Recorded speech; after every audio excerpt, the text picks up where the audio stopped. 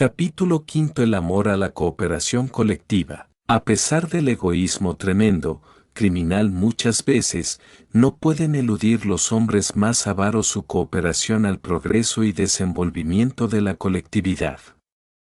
Yo que hago parir seré coartado, ha dicho el profeta en nombre del Creador. En verdad que nadie burla ni detiene el cumplimiento de las leyes universales, aunque sí pueden y hacen retardarse los beneficios de los efectos de la evolución inflexible de esas leyes. Pero que se retarden los beneficios, no es que no se hayan cumplido las evoluciones de la ley, sino que la inclinación de los retrasados a caminar demasiado lentos o a no caminar nada si les es posible, obliga a los más progresados a tener que esperar que se sume una mayoría que haya llegado a la meta señalada, para renovar lo arcaico y poder entrar al disfrute de lo nuevo que el beneficio de la evolución trae. Sucede muchas veces también que muchos se acuestan, sin que los avisos por protestas verbales logren ponerlos en movimiento ni en razón, necesitando entonces recurrir al látigo, a la fuerza, y de aquí nacen las revueltas y las revoluciones, pudiendo por esto asegurar que la evolución impone por amor en los evolucionados la revolución, para empujar o quitar los retrasados, porque son un estorbo al progreso. No son, pues, en ningún caso culpables los que por estos motivos levantan una revolución, pero serán responsables de las injusticias cometidas sin causa de defensa. En este mismo caso extremo, se manifiesta evidentemente que no son capaces de detener el cumplimiento de la ley los retrasados, aunque se acuesten o tiren para atrás del carro del progreso, porque los progresados se encargan de castigar a los retrasados y hacen llegar la evolución al momento justo marcado en la ley a la meta, aunque sea con su sacrificio contenido en la forzada revolución, pero sí han retrasado el disfrute del beneficio, porque, si todos hubieran llegado con el progreso evolutivo, no habría esa catástrofe que origina la revolución, cuyos vidrios rotos hay que pagar, y mientras hay que pagar, no puede haber disfrute. En el caso del avaro, su acaparamiento quita, resta elementos a la marcha equilibrada de los asuntos sociales, y eso es retener también el disfrute de los beneficios, y hay culpabilidad, porque marcha el progreso colectivo con grandes esfuerzos y solo marcando los puntos que la fuerza del mismo progreso impone, pero sin disfrute, porque cuesta más trabajo que productos da, lo que obliga a que se estén dictando continuamente leyes y reglamentos, que igualmente quedan incumplidos por la falta de abundancia de medios. Pero todo esto no ha evitado que la evolución haya hecho su trabajo y que la ley se haya cumplido inflexiblemente en todos sus puntos. Si no fuera así, no habría la protesta, las revueltas, los cambios de gobierno y de régimen y las contiendas colectivas y sociales, lo que nos asegura que desde que haya un hombre que sienta un principio superior a las leyes constitucionales colectivas o sociales, es porque el progreso de aquel hombre sobrepasó al de la Constitución, y esto, evidentemente demuestra que la evolución cumplió su destino, llegó a su meta, y si no, no podría el hombre marcar aquel punto de ascensión. ¿Lo marca? Luego la evolución está hecha. La inflexible ley se ha impuesto, pero he aquí que no se disfruta el beneficio y los retrógrados sostienen entonces que la evolución no ha llegado, desde que la ley inflexible no obliga a los hombres, ya que éstos la pueden resistir.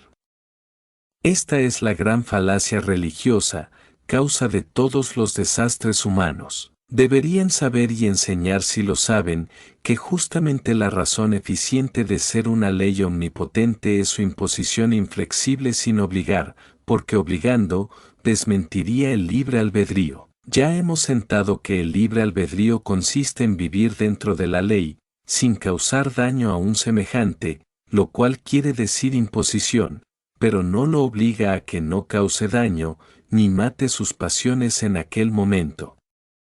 Solo hace poner delante el deber y las consecuencias de no cumplirlo. Y como la ley es de las mayorías, si quiere seguir viviendo en la colectividad, tendrá que imponerse él mismo el cumplimiento de la voluntad de la mayoría y si no, ésta le hará el vacío, y en el vacío todo muere o busca ambiente propicio en libertad, en libre albedrío, en afinidad. Ya está roto el círculo de hierro que imponen los que invocan el libre albedrío, para disculparse del cumplimiento de sus deberes.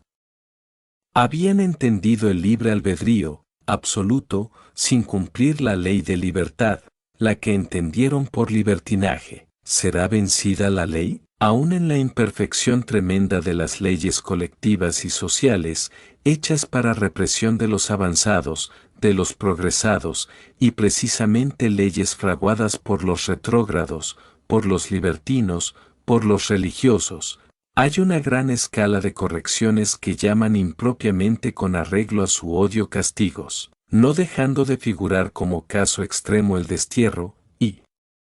yo que hago parir, seré coartado, ha dicho el autor de la ley por el profeta. He aquí, pues, que cuando ha llegado la mayoría de una humanidad al progreso evolutivo que señala la ley, destierra a la minoría que impide, que coarta a los progresados, y los lleva a mundos donde su pasión aún no constituye delito, porque el progreso de aquellos mundos no alcanzó aún a calificar faltas las tales pasiones, por lo que no se han hecho todavía leyes sociales, ni es posible hacerlas hasta que hay conciencia eficiente y el hombre comprende mal a su acción. ¿Achacará a alguien aquí injusticia de la ley? El que a tal se atreva, se declara el mismo irracional y se delata candidato a esos destierros. Aquí se ha impuesto la ley, pero no ha obligado al individuo a que la complemente, y en su máximo amor lo lleva junto a sus iguales, donde se sacie de sus pasiones. ¿Qué más puede pedir? Se le saca de la sociedad en la que hacia un papel de caballero de la triste figura y no podrá menos un día, cuando haya hecho conciencia, cuando se haya saciado de sus pasiones, cuando haya sufrido cuanto él hizo sufrir, cuando, en fin, no se deje pisar por las ruedas del triunfante carro del progreso, no podrá menos, repito, de reconocer la bondad y el amor de la ley suprema, que impone sin obligar. En igual forma, pues, funciona la evolución individual colectivizada, haciendo la ley y moral social, y es porque no hay dos leyes, sino una sola ley, y la humana, no es más que el reflejo de la única ley de todo el universo. Esta es la causa eficiente de que los hombres trabajen individualmente, por amor a la colectividad, pero que solo pueden mostrar ese amor al trabajo, cuando son conscientes, y solo se puede ser consciente, amando. Efectivamente, se entraña el amor paternal en el hombre, desde el instante en que fija sus ojos en una mujer que le hace vibrar su corazón, y ya piensa en el fruto de aquel amor que lo funde con su esposa y ambos se afanan por el niño en ciernes. Llega y se triplica el amor y el triple amor alivia los sacrificios colectivos de sus padres. Estos saben que no se bastan ellos para darle al hijo cuanto necesita de colegio, diversiones, oficio, carrera, etc. Otros padres están en la misma situación y todos con el mismo fin coadyuvan colectivamente para tener colegios, gimnasios, universidades, talleres, etc. Y aquí está demostrado cómo se impone por sí solo el amor a la cooperación colectiva. Aún un punto trascendental nos queda por exponer y es el innatismo en todos los seres a la cooperación colectiva. En este punto, el innatismo tenemos que considerarlo deber. Sí, es innato el deber en todos los seres y no se elimina por el incumplimiento de sus hechos, pero el perjuicio ocasionado es a veces tan terrible, que hace llegar las más grandes calamidades a los pueblos que no cumplen el deber que tienen de cooperar al bien colectivo, del que deberá resultar el bien nacional y el universal en un más alto grado de amor. Cuando el amor innato al deber arraiga y se impone en el individuo, en una colectividad o en una nación, dejan páginas grandiosas que señalan epopeyas que marcan la faz de las sociedades. Ejemplo de estos son los hechos de Set, de Abraham, Jacob, Moisés, Zoroastro, los profetas y Juan y Jesús y algunos de sus apóstoles, lo mismo que las civilizaciones de Egipto y Grecia, que con la tenacidad y rectitud de los vascos, que se agrandaron en toda la Europa occidental y central,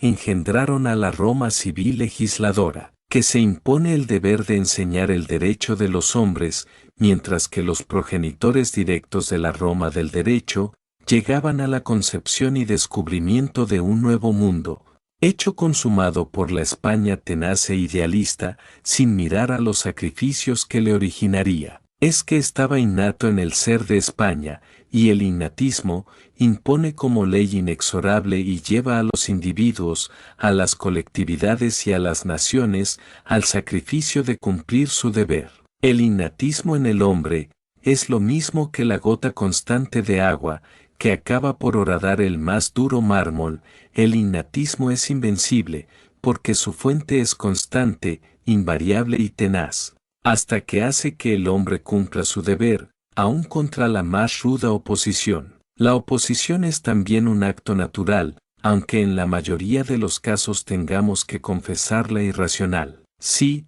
es la oposición, natural en los individuos, pero la oposición irracional, no puede estar más que en aquellos individuos no civilizados, que serán generalmente los que no cumplen su deber ciudadano ni individual. Un pequeño estudio psicológico os comprobará que el opositor, que puede aparecer un hombre ilustrado de los llamados hombres de letras, apenas demostrará sentimiento, pero puede ser abundante en sentimentalismos. Encontraréis en gran número opositores legos, pero esto hay que estudiarlo en el desarrollo de la materia que no está dominada por el espíritu, o que estarán espíritu y materia soliviantados por las injusticias, en unos casos, en otros por el odio religioso y en no pocos, por las pasiones por la falta de moral social, que no previno enseñando al hombre derechos, pero que le habló y le impuso siempre obligaciones. Estos últimos, en rigor no son opositores, pero se muestran tales, hasta que el idealista, el que tiene el valor de cumplir su deber, logra mostrarle a esa masa lo emanado del deber cumplido. Entonces, esa gran masa de opositores, por causa del descuido de la moral social, es la falange que cae y aplasta a los opositores sistemáticos y del odio religioso. Pero no sucede esto nunca, hasta que la mayoría se ha hecho carne con lo que antes no comulgaba por recelo, por temor a un nuevo engaño, lo que demuestra a la vez el innatismo en todos los seres, del cumplimiento del deber. Los unos lo hacen ley en los hechos, los otros en la oposición. Si no existiera, ¿para qué se habrían de oponer? ¿Se oponen? Luego existe. Pero aún se da el caso peregrino de que los opositores y aún los negadores del innatismo, hacen actos solo propios del innatismo, y me voy a fijar en un caso, el más estupendo, que se repite en cada instante, el acto psicológico necesario a la concepción de los seres. Está condenado hasta con penas eternas en la religión católica, el instinto innato de la unión de los cuerpos de la mujer y el hombre, y aún llega al máximum, haciendo santos a los que faltaron al deber sagrado de procrear, declarando los ángeles y vírgenes, y declaran igualmente irracional al creador del varón y la hembra, para que, uniéndose, perpetuaran la vida de los seres, y ha creado esa religión, para desmentirlo, el irracional celibato. Pues a pesar de todas esas virtudes, sacramentos, pecados y penas, los hombres solo siguen naciendo por la unión de cuerpos del hombre y la mujer. Verdad es que, no pudiendo conseguir que el hombre y la mujer, aunque sean fraile y monja que juraran el voto de virginidad y el celibato, no pudiendo conseguir, digo, que el hombre y la mujer dejen de unirse y procreen, los autorizan por un sacramento, que tampoco tiene valor ninguno, puesto que, a pesar del sacramento, declaran impura a la mujer que pare, sin mirar que ésta sea la misma madre del pontífice. Esto, repetiré aquí, es autorizar el crimen y se cometen a millones los abortos y los infanticidios, para ocultar la mujer casta y virgen por el voto, o por la impudicia, que dio a comer su manzana. No, nada puede oponerse a la ley de la procreación.